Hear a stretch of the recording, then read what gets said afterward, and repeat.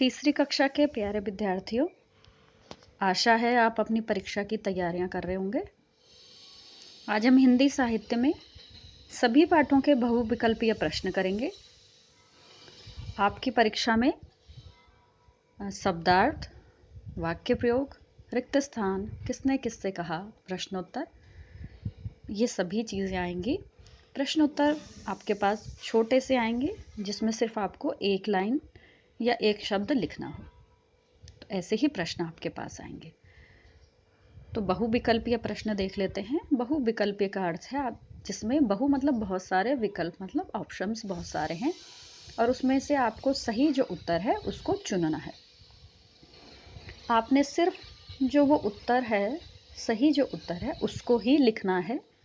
परीक्षा में भी आपने सही उत्तर को ही लिखना है और जो विकल्प दिए हैं उनको नहीं लिखना है।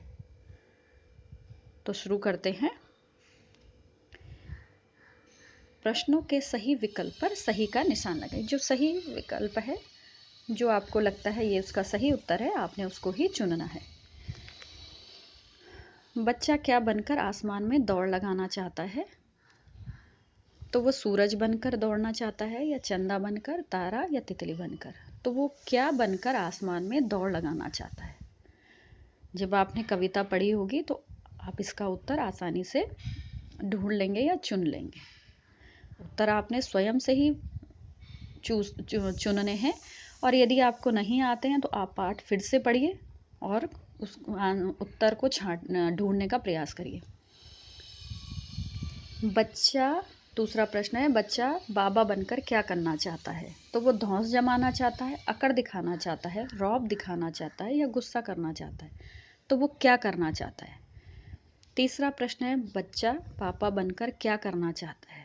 ठीक है, धौंस जमाना चाहता है या मूंछ बढ़ाना चाहता है, अकड़ दिखाना चाहता है या रौब दिखाना चाहता है? अब अगला प्रश्न है, आप इन संख्याओं को मत लिखिएगा, आप अपने अनुसार जो प्रश्न संख्या है उसको लिखिएगा। बाघ किसकी बातें सुनकर डर गया था? यहाँ पे बिंदी आएगी। किसकी बातें सुनकर डर गया था? दादी की, बच्चे की या गांव वालों की? ठीक है, जब आपने टिप टिपुआ पाठ पढ़ा होगा तो आप समझ जाएंगे कि इसका आंसर कौन सा है। तो वो किसकी बातें सुनकर डर गया था?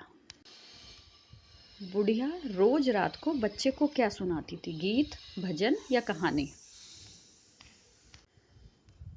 बाघ ने किससे टिप टिपुआ समझ लिया था? ठीक है, तो उसने किसको समझा? धोबी को या दादी को या पंडित को? उसने किसको टिप टिपुआ समझा? ठीक है, जब बाघ पर वो मारने लग गया था उसे और उसने सोचा, अचानक जब उस पर हमला हुआ तो वो डर गया, उसने सोचा कि यही टिप टिपुआ है। तो उसे किसने मारा, ये अब आपने देखना है। अगला प्रश्न है कि बाघ कहाँ बैठा था? ये प्रश्न संख्या आपने अपने अनुसार लिखनी है, इसकी प्रश्न संख्या मत लिखिएगा। झोपड़ी के अंदर, झोपड़ी के पीछे या झोपड़ी के आगे? तो बाघ कहाँ बैठा था? जब उसकी दादी बोल रही थी कि ये टिप टिप हुआ तो इससे मैं बहुत ज़्यादा परेशान होंगी, ठीक है, तो वो कहाँ बैठ रखा था उस समय? अगला है, घर ले जाकर धोबी ने बाघ को क्या किया था? खूंटे से बांध दिया था, पिंजरे में बंद कर दिया था या कमरे में बंद कर दिया था? ठीक है, तो वो उसने क्या किया था? अगला है, दादी किससे परेशान थी? बाघ से, अपने पोते से या टिप टिपुआ से? वो किससे परेशान थी दादी? अब है, ऊपर जाने के क्रम में अम्मा ने क्या पकड़ रखा था? ठीक है, तो उसने झाड़ू पकड़ रखी थी, लकड़ी, डंडी या रस्सी? तो उसने क्या पकड़ रखी थी? जब उसकी और आसमान की खींचातानी हो रही थी तो उसने क्या पकड़ रखी थी? बहुत ऊपर पहुंचने के बाद अम्मा कहाँ चढ़ गई थी? धरती पे, आसमान पे, चांद पे या घर पर? तो वो कहाँ चढ़ गई थी? जंगल में कौन आराम कर रहा था? तो लोमड़ी, चीता, शेर, हाथी? कौन आराम कर रहा था? ये आपके सेखीबाज मक्खी पाठ से है।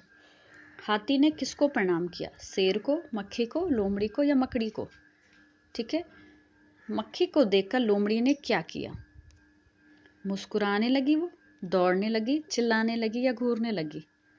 ठीक है, तो वो क्या करने लगी? अगला प्रश्न है, जाला किसने बनाया था? मकड़ी ने, लोमड़ी ने, मक्खी ने या किसी ने नहीं? इनमें से किसी ने जाला नहीं बनाया था। तो आप इनके जो सही विकल्प है, जो इनका सही उत्तर है, आप उसको चुनकर लिखिए। अगर आपको कहीं पर कोई भी परेशानी आती है तो आप पाठ फिर से पढ़िए। अम्मा को कौन तंग कर रहा था? बच्चे, पड़ोसी, आसमान या रिश्तेदार? उसे कौन परेशान कर रहे थे? आसमान अम्मा के किस अंग से टकराता था? ठीक है, जब वो झाड़ू लगाती थी तो वो कहाँ टकराता था? कमर पर, सिर पर, हाथ पर या पैर पर?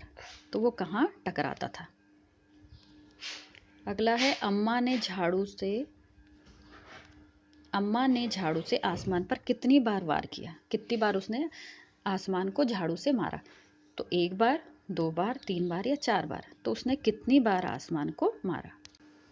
तो ये सभी पाठ के आपके बहुविकल्पीय प्रश्न हैं। ऐसे ही प्रश्न आपके परीक्षा में पूछे जाएंगे। इसके अलावा वाक्य प्रयोग, रिक्त स्थान, जो भी आपको नोटबुक में आपकी उत्तर पुस्तिका में कराया गया है, उसे आप सही ढंग से याद कर लीजिए और जो प्रश्न उत्तर हैं वो आपको छोटे से छोटे ही पूछे जाएंगे।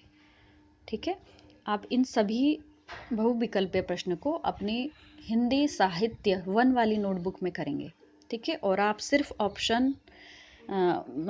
आप सिर्फ आंसर ही लिखेंगे, ऑप्शंस नहीं लिखना है आपने।